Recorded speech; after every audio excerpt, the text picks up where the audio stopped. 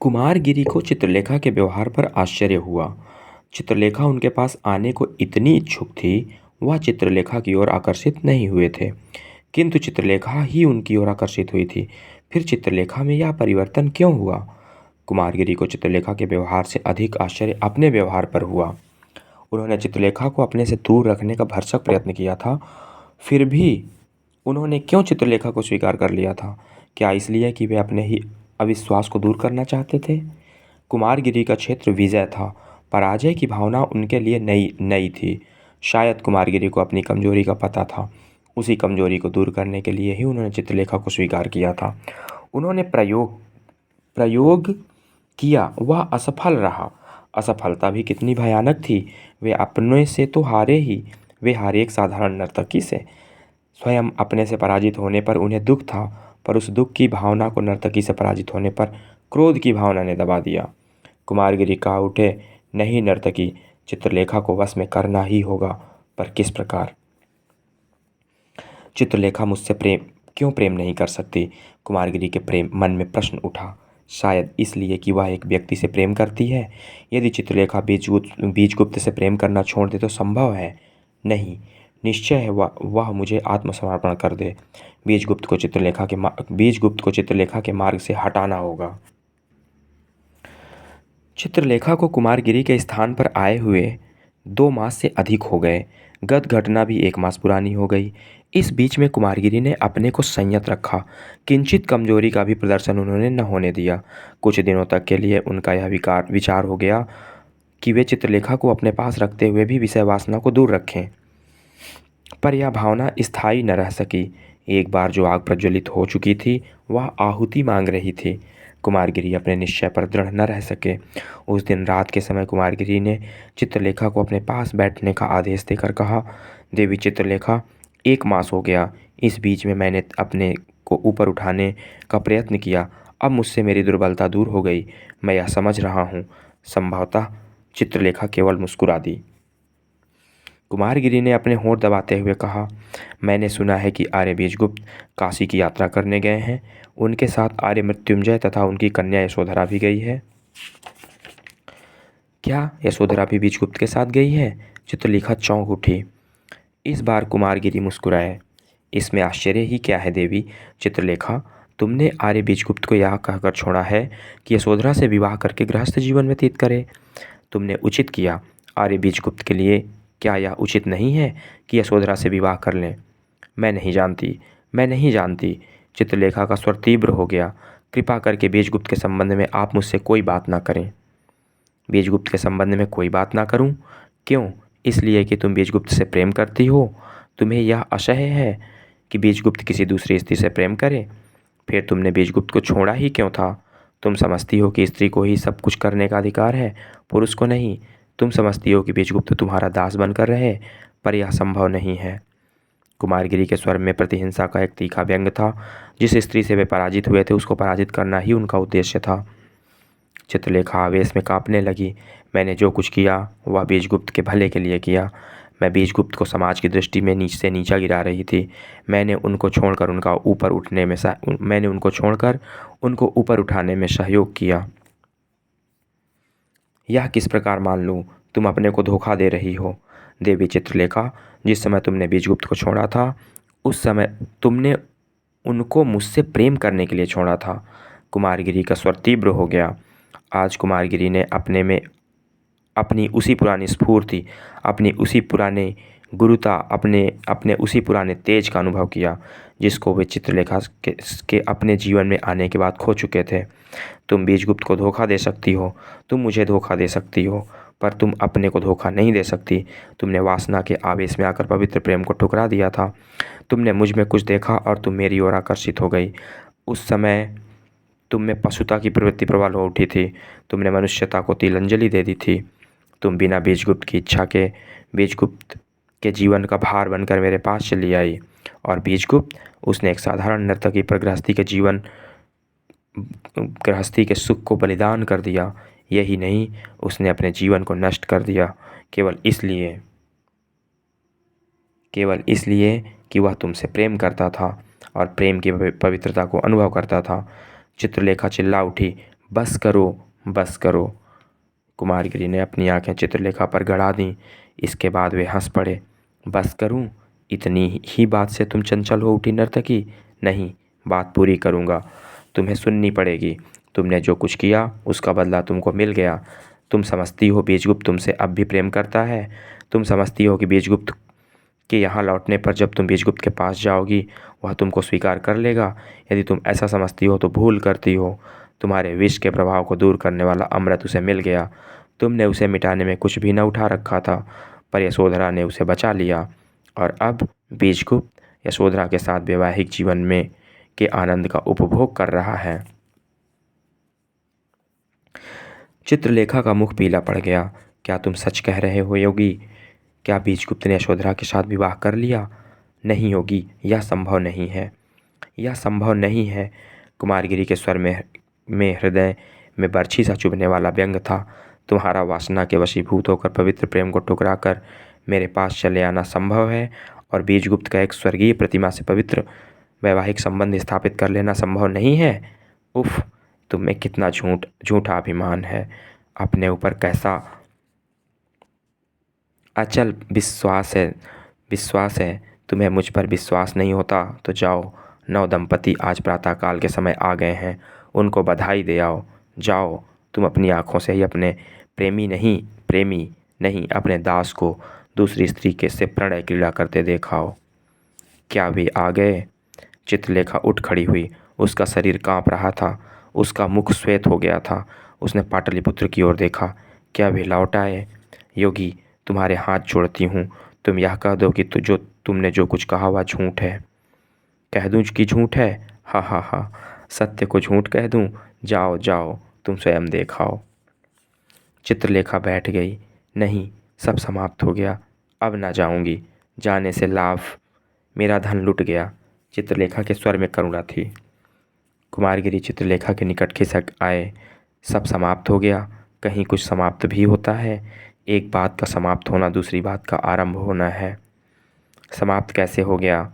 देवी चित्रलेखा, कुमारगिरी का स्वर कोमल हो गया था। उसमें एक प्रकार के मृदुल कंपन का समावेश हो गया था।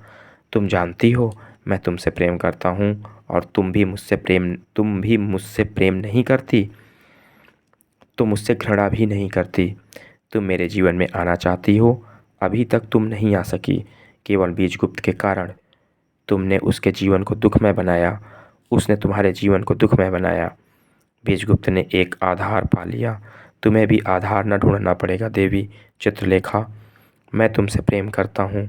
कुमारगिरी ने चित्रलेखा का हाथ पकड़ लिया।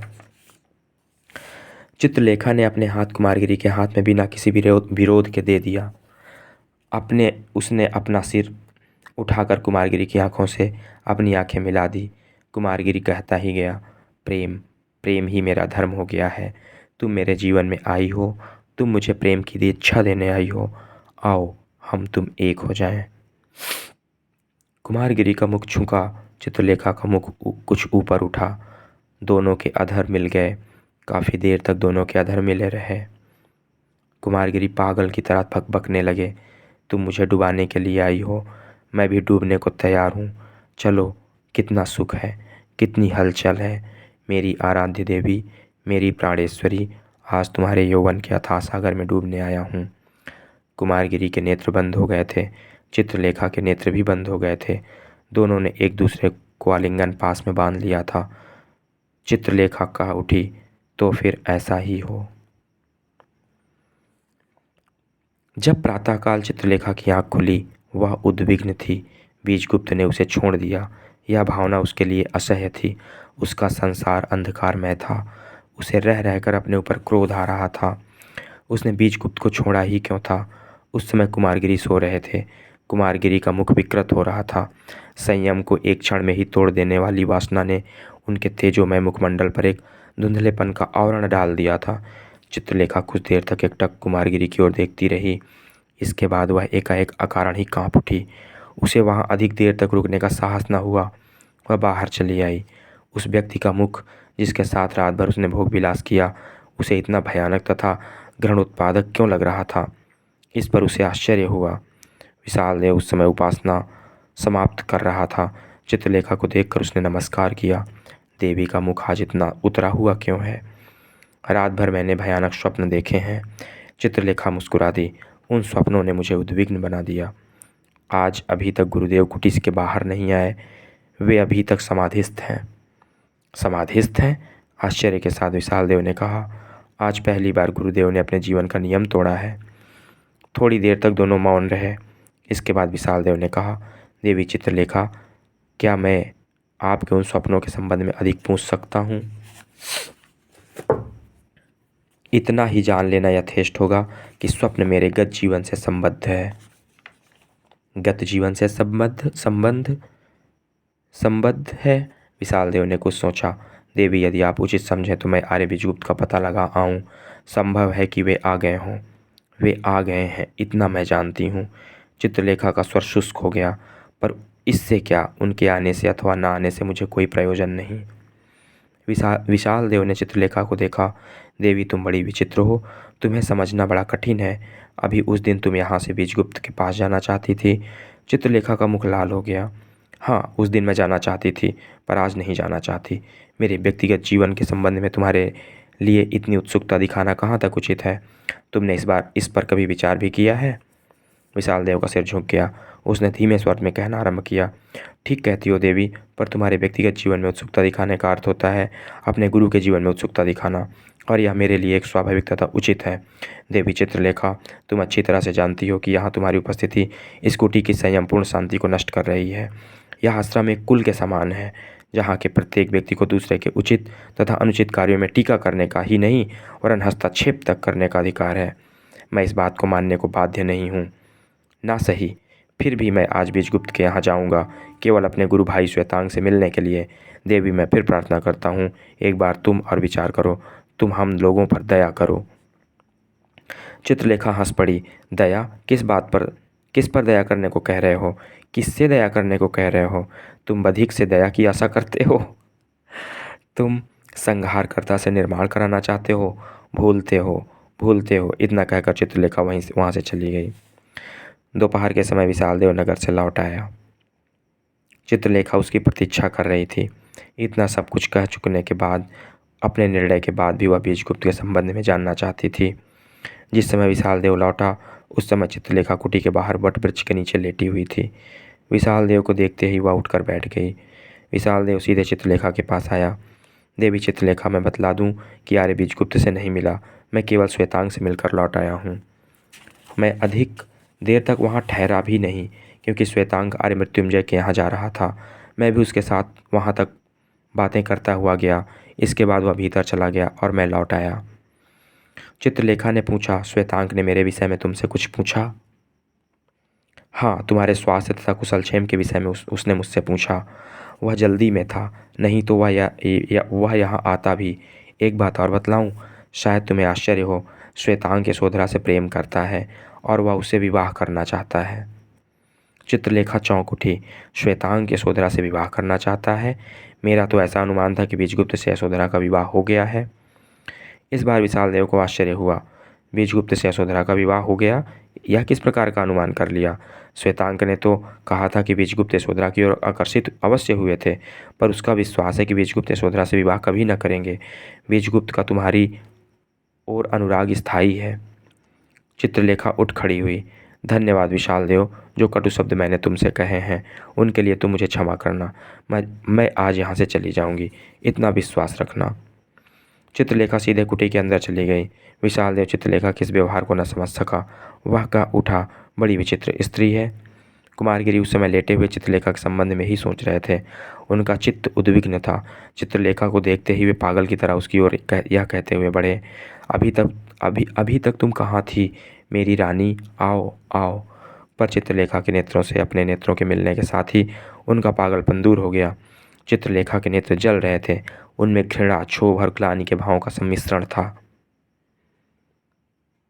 उसने तड़प कर कहा, नीच और झूठे पशु, अलग रहो। कुमारगिरी हट गए। चित्रलेखा ने कहा, तुमने मुझे धोखा दिया वासना के कीड़े। तुम मुझसे झूठ बोले, तुम्हारी तपस्या विफल हो जाएगी और तुम्हें युगों युगों तक नरक में जलना पड़ेगा। मैं चाहती हूँ, अब तुम मुझे ना रोक सकोगे। कुमारगिरी ने साहस किया, मैंने जो कुछ किया तुम्हारे प्रेम में अंधा होकर किया। वासना के कीड़े, तुम प्रेम करना क्या जानो। तुम अपने लिए जीवित हो, ममत्व ही तुम्हारा केंद्र है। तुम प्रेम करना क्या जानो। प्रेम बलिदान है, आत्मत्याग है, ममत्व का विस्मरण है। तुम्हारी तपस्या और तुम्हारा ज्ञान, तुम्हारी साधना और तुम्हारी आराधना, यह सब भ्रम है, सत्य से कोसों दूर है। तुम अपनी तुष्टि के लिए गृहस्थ आश्रम की बाधाओं से कायरतापूर्वक सन्यासी का ढोंग लेकर विश्व को धोखा देते हुए मुख मोड़ सकते हो। तुम अपनी वासना को तुष्ट करने के लिए मुझे धोखा दे सकते हो, और फिर भी तुम प्रेम को की दुहाई देते हो। कुमारगिरी को यह अपमान असह्य हो गया। वे खड़े हो गए। जाओ नर्तकी, मुझे तुम्हारी आवश्यकता नहीं। तुमने मुझे गिराया और तुम मुझे उठा भी रही हो। तुमने मुझे सिर्फ पराजित किया, मैंने भी तुम्हें पराजित किया। तुम मुझसे क्या कहती हो? पहले अपने को देखो। अपने मुख पर पाशविकता की छाया को तुमने देखने में तुम समर्थ नहीं हो सकोगी, इतना मैं जानता हूँ। जाओ, अपने साथ अपना अभिशाप लेती जाओ। कुमारगिरी आवेश में कांपने लगे थे। वे बाहर चले गए थे। और इसी के साथ इस अंक का यहाँ पे समापन होता है। धन्यवाद।